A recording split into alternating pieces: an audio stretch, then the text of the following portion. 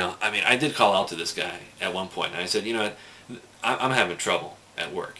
I need help. This guy, this supervisor of mine, because he said that, and then the next day he said two things which really just shattered my world, and I just could not work at all. And I couldn't leave. I couldn't leave the job. I couldn't, I couldn't take care of myself. I couldn't leave the job. I was stressing out, you know, and what do you do? What do you do in this situation? And they said, and everything is like, well, you complain to your superior. I did. He didn't do anything. And, and I should have done more, and I kind of started doing that too.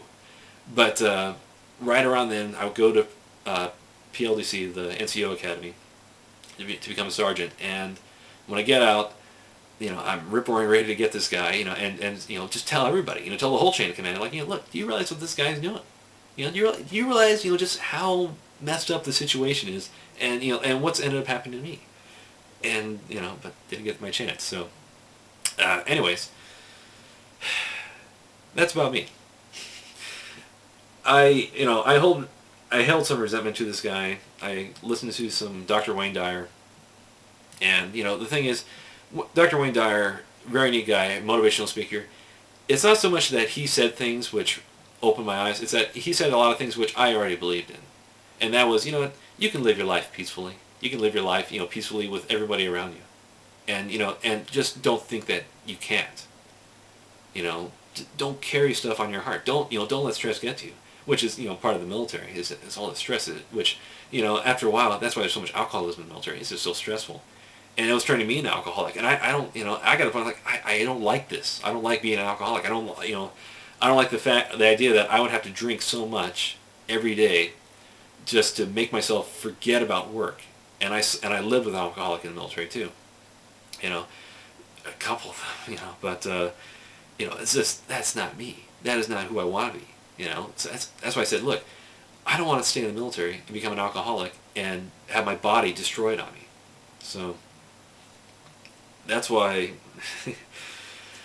okay, I ended up leaving the Army at the end of my term, and, well, here's a little side story too. Right around the same time that all this stuff was my supervisor and my world was coming apart, I'm also taking care of this invalid woman. Even while, I'm feeling just like total, dog poo, I'm spending my extra hours, my free hours, helping this handicapped woman who is struggling. Her back was in so much pain that some days she couldn't even get out of bed, and it's just, she was 35 years old too, 7 years older than me, and she's just suffering, and I'm like, oh man, it's like my heart went out to this woman. It's like, you poor thing, and she had no friends either. She lived in the most beautiful place in the world, and no friends, nobody to take care of her. So that's what I did. I just spent extra time, bought her groceries, brought her food, walked her dogs, and meanwhile I'm complaining to her about this guy at work, and she's getting so upset. She writes a letter to the guy and says, hey, why are you treating Sky so badly? This is a really great guy that's working for you with you, and the guy didn't even read it.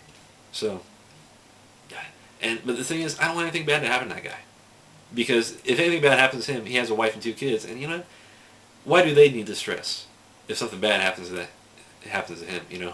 I would love to just, go find this guy and, just get in his face and be like, do you realize what a jerk you are? But I can't, so. And then with my luck, and I have the worst luck, by the way, he'll see this video, he'll come find me, and either kill me or mangle me, which, and all because he thinks I'm attacking him, and I'm not even attacking him, so. If you mention his name, I'm not even going to mention his name to anybody, so. Because I don't want this guy to suffer, This guy knows who he is, but he won't listen. And that's his problem. So maybe he'll listen. And maybe we'll realize, your wife and family are special and important. Don't die. Don't die, and think you're doing a service to your country. Live for your family. And like I told him, too, you're in a job where your family knows where you are at all times. They know when you're going to be home. Do you realize how much a family loves that? How much they care about that?